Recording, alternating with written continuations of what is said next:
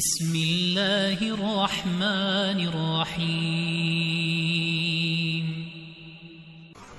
هل أتاك حديث الغاشية وجوه يومئذ خاشعة عاملة ناصبة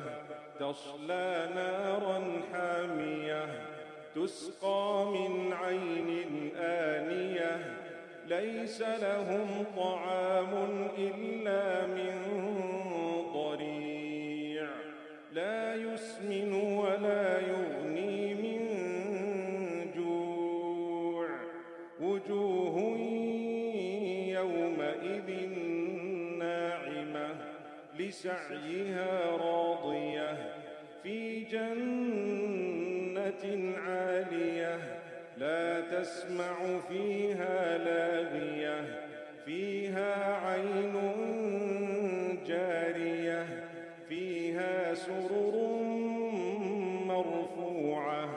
وأكواب موضوعة ونمارق مصفوفة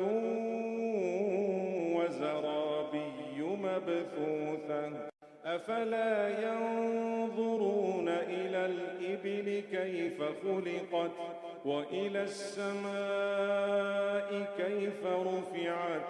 وإلى الجبال كيف نصبت وإلى الأرض كيف سطحت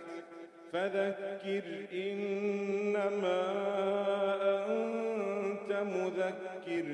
لست عليهم بمسيطر إلا من تولى وكفر فيعذبه الله العذاب الأكبر إن إلينا إيابهم ثم إن علينا حسابهم.